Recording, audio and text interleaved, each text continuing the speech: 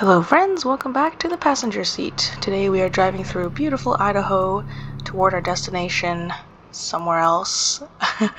There's been quite a lot of scenery to look at over the course of this route. There's been birds, airplanes. I'm really enjoying the little details that American Truck Simulator puts into this game.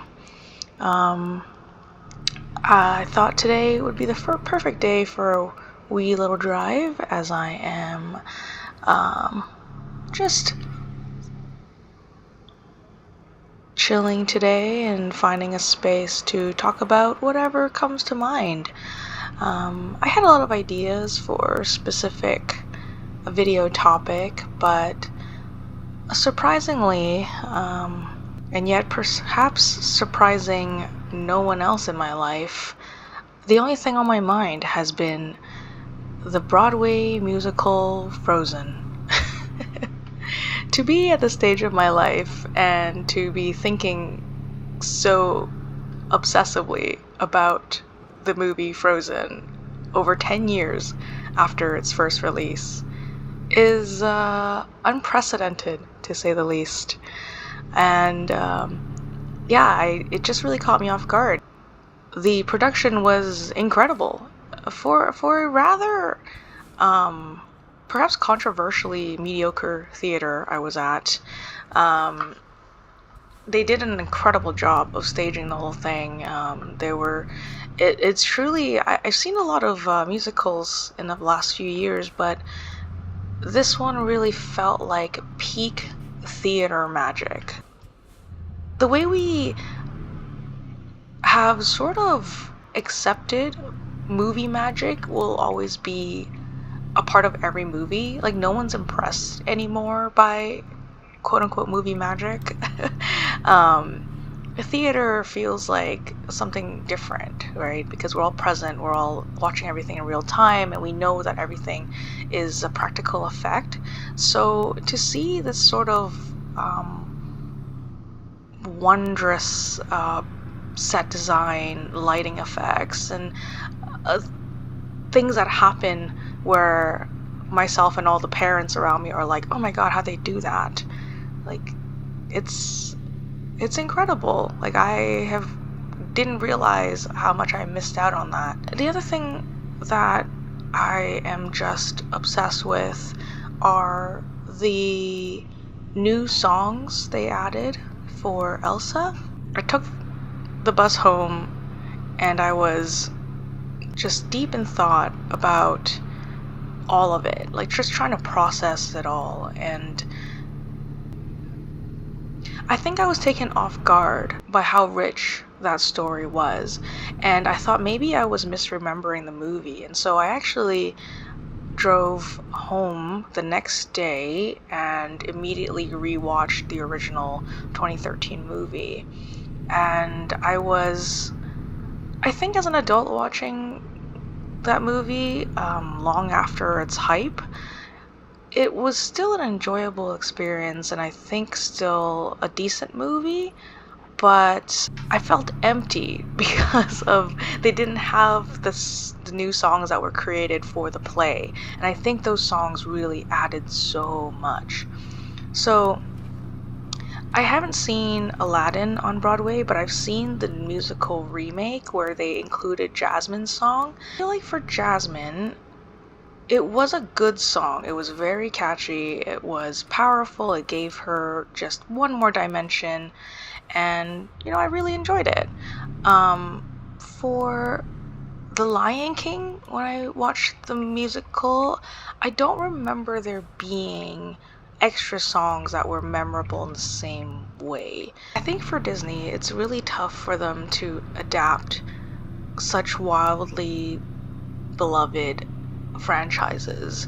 People go in expecting certain things, and I think even though Lion King blew everyone away with the extraordinarily creative costuming, the story fell flat because it didn't really add anything. So with the Lion King musical, it was an experience, but it didn't sit with me afterwards. with the Aladdin movie, I thought it was memorable. Jasmine's song and her additional characterization, cool. With Elsa, Elsa gets two new songs in the Broadway musical, and I did not know this until I watched it, of course, because I truly had no interest in listening to the cast album because I did not expect. I guess I expected every one of the Disney musicals to just kind of be like Lion King, like film to stage, one for one adaptations with a bit of a theater thrown in, a theatricality thrown in. But Elsa has two songs, and they are called Dangerous to Dream and Monster. And I believe those were the only two songs. But they weave these two songs in such a way that really adds a whole other dimension to existing traits that we already knew of her. So yeah, watching that, Elsa in the movie felt very flat because they were missing these extra dimensions, but they weren't new. It wasn't like Jasmine where she suddenly had political ambitions. It was expanding on feelings that were already there and making her so much more relatable. And I just thought they did such a good job. Just to Dream really hit me the way that Under Pressure or Pressure from Encanto hit me the first time as an eldest daughter. It was very much, to me, it was an eldest daughter anthem. And Dangerous to Dream really kind of felt that way. It hit such a niche feeling for me of being like a queer eldest daughter with expectations of perfection and needing to fulfill the things that your family wants of you while knowing that the core parts of you can break everything apart. Like everything is fragile, and love is conditional on your ability to be able to hold everything together. And yeah, like that agonizing longing to just stay in control and be anybody but herself and fulfill the expectations of hiding the quote unquote dark parts of her, where, yeah, it's dangerous to even consider other ways of being.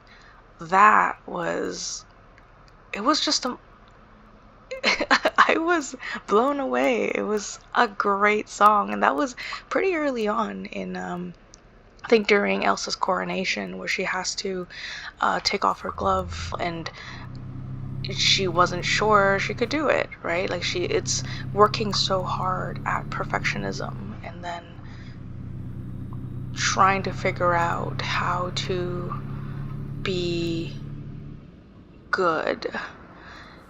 And yeah, it's weird on stage where the actor is like 40 years old and you're like hearing her over and over talk about what a good girl she wants to be. That part is a little bit weird. But it's still a relatable feeling in that, like, it's inner child work that I feel like many of us are still working on. And oh my gosh, don't even get me started on Monster. Monster is probably, that song has stuck with me maybe the most out of all of the things I've watched in the last couple years or so. And I thought I was obsessed with Hades Town, but I did not expect to be so obsessed with Monster from Frozen the musical. Oh my gosh, what are you doing? This song was so, I think this song should have been in the movie, but if it were in the movie, then it would raise the rating way too high. So it wouldn't be rated G. It's not a song that is for children, and yet I think the agony that she goes through is something that many children relate to, but maybe can't give voice to. I wish this was something that I had growing up, even though it is so incredibly dark. So just a bit of a content warning. It does have themes of suicide, and I just had so many thoughts about it, and I've been listening to it nonstop since, and I can't divorce the current political climate for queer people from this song. I know a lot of queer people probably already identify heavily with Elsa. I definitely feel like I was too old for the first movie, but I even like watching it now, I identify my inner child with Elsa in many ways, and I recognize like the person I was, struggling with the things that she struggled with. And so it is an incredibly queer story, right? Of closeting yourself and wanting to live a certain kind of truth. But I also don't think it's specifically a queer story, because if if it were, I don't know, a lot of the moms and their little daughters in Elsa dresses would probably be pretty gagged. At the same time, it's a relatable part of many people. I think many people hold parts of themselves that they don't want the world to see, or they're ashamed of, and something they struggle with, something that makes other people see them differently. And so I Monster is sung at toward the end of the show. It is when Elsa first finds out that she had put Arendelle into like deep snow, and it caused this eternal winter, and she knows that people are hunting her. She is agonizing over whether or not erasing her own existence would liberate those around her. Like, would killing herself actually free the people of Arendelle, or would it become worse?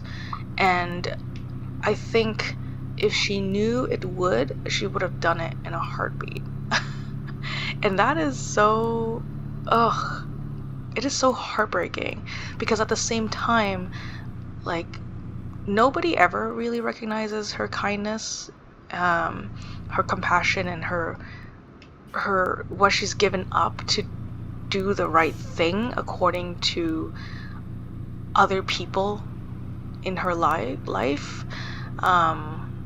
Like her parents are a big reason why she hid herself, and yet she has unwavering loyalty to them, and even in this song she kind of prays to them in this almost Judeo-Christian way of seeking answers from a divine entity and helping her decide what to do.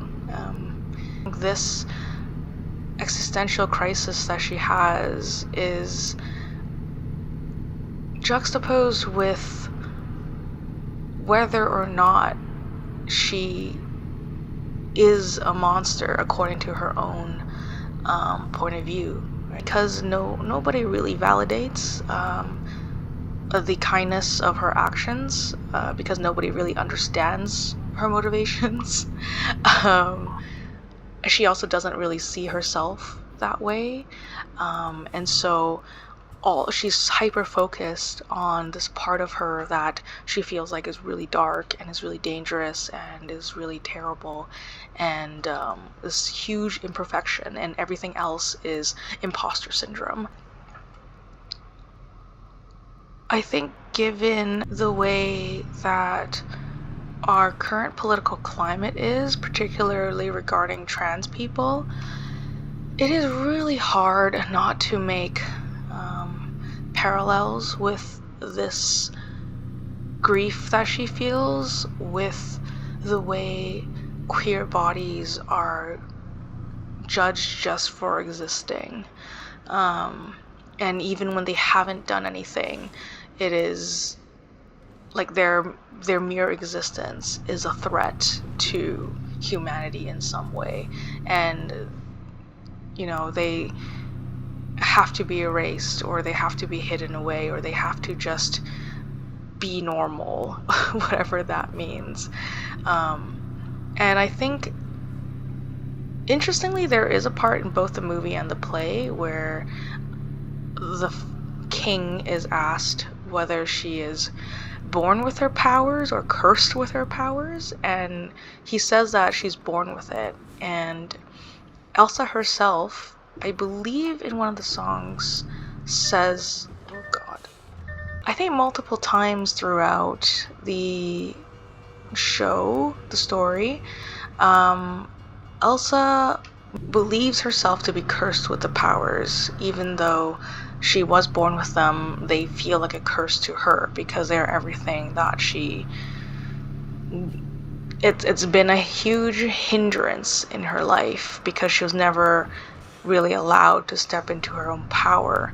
And when we had Let It Go, I think when I first watched this movie the first time, it really did feel like a very powerful anthem about stepping into your own power and realizing your full potential and just self-love, all of that. But at the same time, even in the world of the movie, it is quite short-lived, because in order to be in her power, the only way to do it was to be alone, and that is not really a way to live. And interestingly enough, I think like she creates 2 snowmen, and so she has pets, I guess. She has pets, but she doesn't really have anyone else, and she won't let anyone else in. And in Monster, she actually references this. But she sings about how long this could last, like being in this frozen wasteland. And even though it's all the freedom that she desires, it's not really liberation, because how sustainable is this? Could she go her whole life like shutting every person out, right? So it is just the perfect song. I think it really rounds out her character. And honestly, special shout out to just the way everything was arranged in the Broadway musical. I noticed it in the movie too, that they make references and callbacks to things throughout the story, but I don't know, I just thought the music was incredible on the Broadway show. The way certain songs are reused in a very, musical theater way of calling back to specific characters and beats and things like that. Overall, it just felt like a wonderfully queer movie, and it captures such a specific form of anxiety that I don't feel like enough people give names to. And I don't even think it's something that like just women and femmes have. Men hold on to that is very difficult to let it go. In Monster, she references not having anywhere to put her anger except to go on a rampage. So gosh, that was just so relatable. But I think that is relatable to so many people. Like, there's nowhere to put anger because people are uncomfortable by your anger and your sadness, and they're uncomfortable by all the things that you do that make them uncomfortable, without acknowledging that we all have discomfort in just that show up in different ways. So yeah, I've been like just thinking about this story nonstop the last few days. So if you ever get the chance, please check it out. If not, watch the movie, then listen to the soundtrack. There are downsides to the Broadway Frozen musical too. there were things that I was definitely uncomfortable with. For example, the character of the trolls, the characters of the trolls. I guess they couldn't have rolling boulders come alive on stage, even though they totally could. Just because like Olaf is already a puppet, they could definitely have had puppets, but instead of the trolls, they had like humans in Shakespeare's very Midsummer Night's Dream-esque tattered clothing. And like the main troll was the main magical forest creature, I should say, is some tanned, ripped white dude who's shirtless and with like these fake dreads on, and it's really uncomfortable. It really gives like the energy of Reiki guy who solves everyone's problems because he's so magical. I don't know. It was a weird choice, but I think just for the character of Elsa alone, though, I think it really rounded it out in a way that is quite integral to the story. I know that this musical is now quite a few years old. I believe it came out in 2017, but I would love to see more adaptations like this if they were to be made. You have enough of the core story that everyone knows and loves, but there are enough elements to add to it, to expand on it, that I think is for a different audience, for people who could afford those very expensive tickets. And I think they did it really well. It's only if they have to adapt more children's popular media that already exists. Can you imagine, like, Bluey the Broadway musical? I would probably go see that. Either way, that has been on my mind, and I will continue listening to that song, and don't be surprised if it comes out in a future video, because I will probably be connecting it with so many things. Until next time, see y'all soon.